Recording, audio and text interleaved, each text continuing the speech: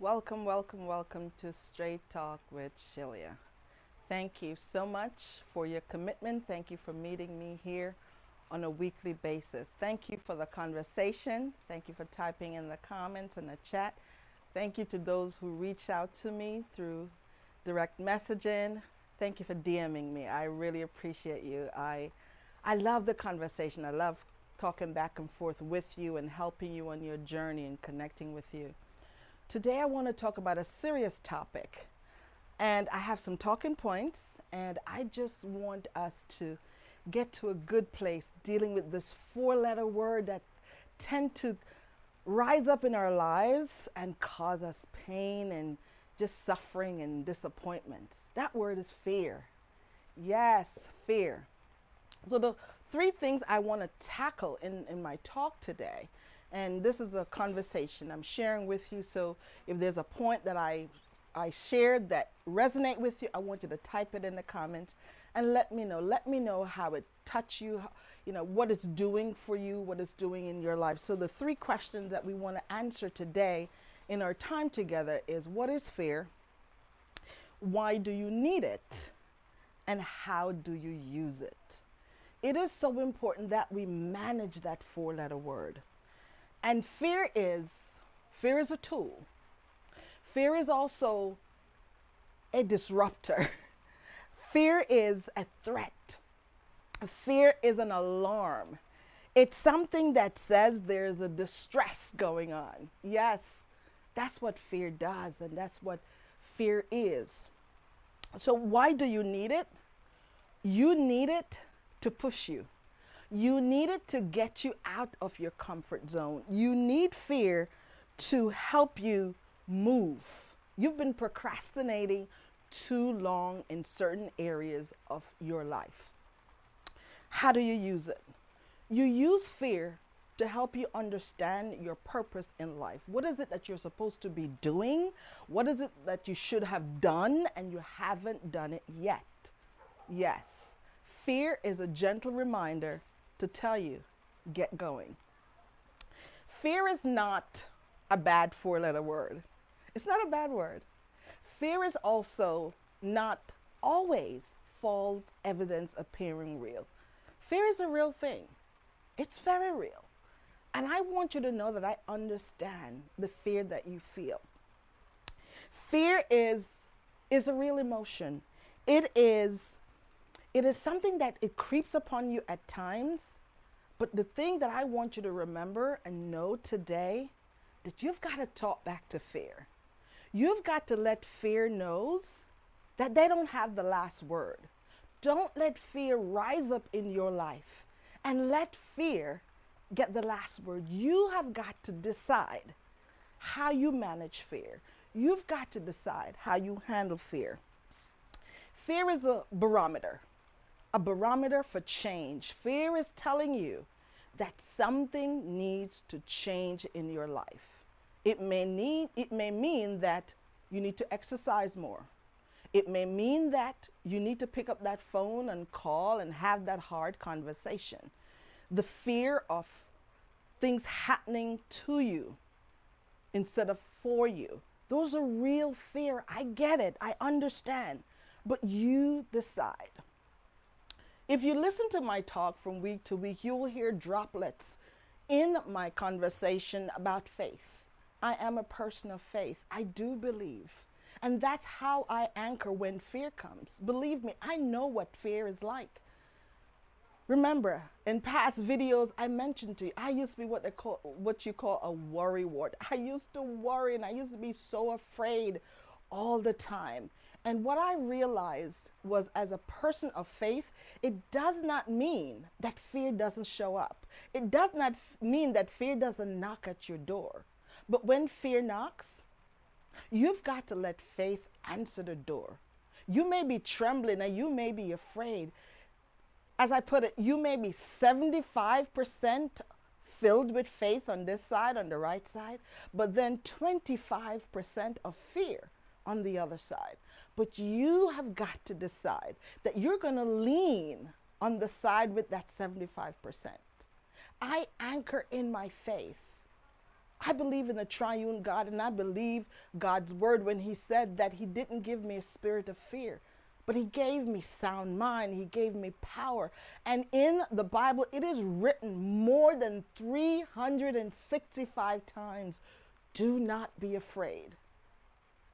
Do you ever wonder, for those of you who read the Bible, for those of you who believe, why would God put it there? He knew we would become afraid. He knew that we would get scared to make decisions. He knew when we get that diagnosis, we would go right to fear and want to give up. He knows when the relationship starts breaking down and hiccups and things are happening in your relationship that you didn't thought you was going to get a divorce. You didn't thought that person would leave. You didn't think that person would hurt you.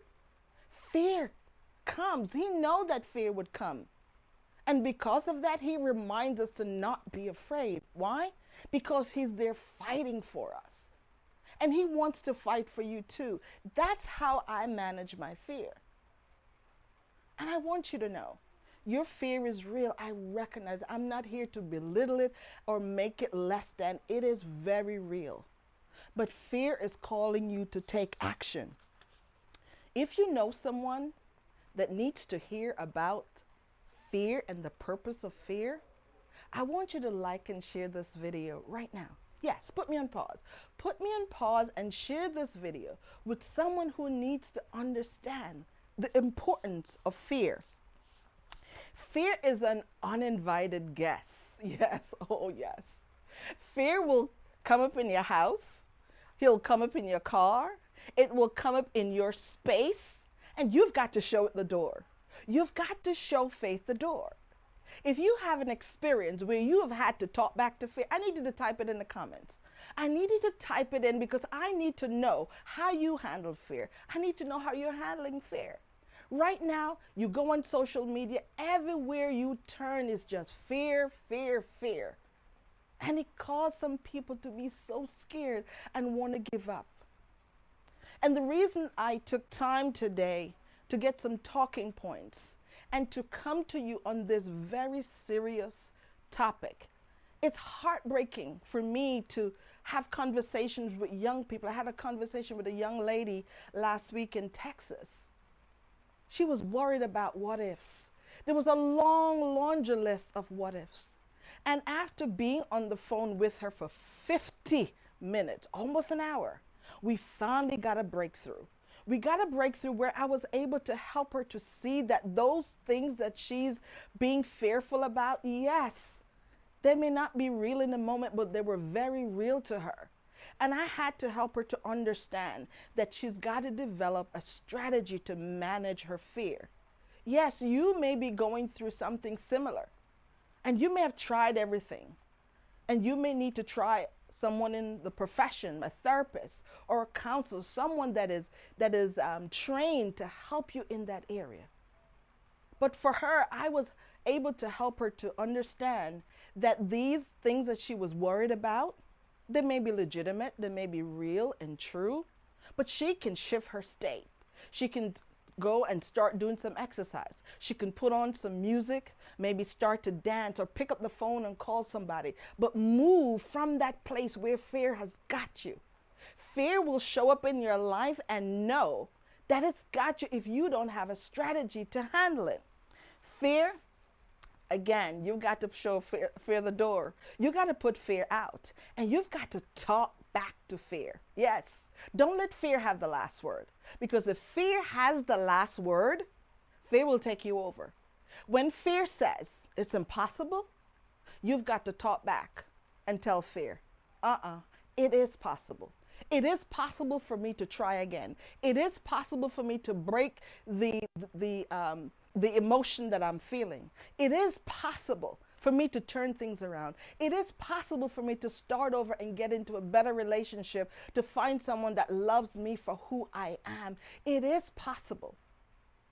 The privilege of speaking to these folks, some of them were in their 30s. These are adults, and they're fearful. They're struggling with anxiety because they lost their job because of Corona and because of different things going on in their life. Yes, fear is real. I get it. But you've got to develop a strategy to push past fear. You've got to decide that fear, You will not live here. Fear, you will not take up residence here. You don't belong here. You've got to show fear the door. It's not going to be easy. It's not going to be hard. For those of you who pray, for those of you who have a spiritual foundation, you have got to pray to the Creator, to the God you know that will fight for you. The God who is standing on the other side of the ring where you are wrestling, and He has stretched out His hand and say, tag me, I will come in and fight for you. I will come in and take over the fight. You don't have to fight for yourself. Fear is very real. It's crippling. For you to overcome and to have a good life and to have a fulfilling life and to fulfill the plans that God has for you, you've got to push past fear. You've got to overcome, not in your power, not in your strength, but in the strength of the power of the Creator who made you. Fear is real. Yes, it is a real thing. We've got to remember that we've got to develop partnerships. We have to develop partnerships with courage and faith. And that's how you get over fear. That's how you get through it. Remember, I said because you believe doesn't mean, because you have faith, does not mean that faith will not come to your door and stand up there and knock and keep knocking and keep knocking until you answer it. But I stopped by here today to tell you and to remind you, don't answer that door in your strength. Send faith to answer that door. It is imperative for your survival. It is imperative for you to rise up again from where you are, from the hurt, from the pain, from the challenge of life. I know some of you are going back to school and you've got to wear masks, and there are different things happening in your life and in your relationship. You've been talking to me, so I get you. I understand that you're fearful, but I want you to rise up in courage and in faith and know that you can master that thought. Every time that fearful thought comes, you've got to override it with talking back to that fearful thought that's coming up and rising up. It is so important that you have the last word. You decide when fear is coming up in your thoughts that you're going to do something. So you've got to prepare now before fear comes at your door if it's not there already. But if fear has come to your door, I want you to remember the last time, and the last 2 times, and the last 10 times, how you handled it, how you managed it. I need you to remember. I need you to write it down so that you can remember how you got through it the last time. Because that's how you're going to have to get through it this time on the other times ahead of you. Fear is real. I get it. But you've got the power. You've got love. You've got a sound mind, and that was given to you by your Creator.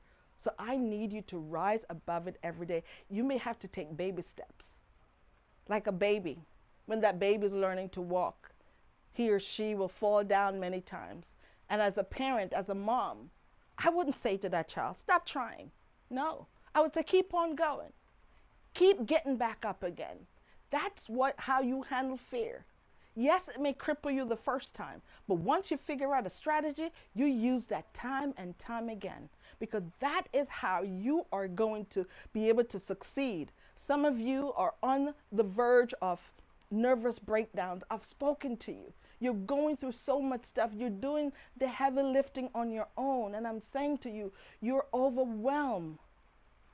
Press pause and connect, whether through your faith or a courageous friend or a therapist or a counselor, but somebody that can hold the space for you, that can encourage you, that can let you know that they're with you, that they get you, that they understand where you are. I have a friend, and she was sharing with me that her granddaughter, she's a manager and she's in school and she's doing so much. She bought a new home. She's just doing a lot, but she's just so overwhelmed with the pressures of having to do and meeting deadlines and to show up for everybody that she's getting anxiety. And she had to talk to her and help her to understand that she can't carry it all. You've got to make a decision of how much you're going to do, and you don't have to please everybody. You're not here to please everybody. You've got to do what's important to you. You've got to do what's important. To conquer fear, it is not a one-time thing. Yes, you've got to do it time and time again because fear comes dressed up like people. Fear comes dressed up like your thoughts. Fear comes dressed up in so many distracting ways. Fear comes dressed up on social media by a comment someone makes, by, maybe you got a new car and somebody made a comment and it just make you feel so bad about something in your life, or you wear a certain outfit and somebody said something to you and it makes you feel less than. I stopped by here to tell you that fear is not here to take you over. It is here to teach you a lesson. It is here to tell you there's a threat. It is here to tell you that change is necessary. Fear is saying to you, you're alive. Fear is saying to you, you've got to take action. Like and share this video.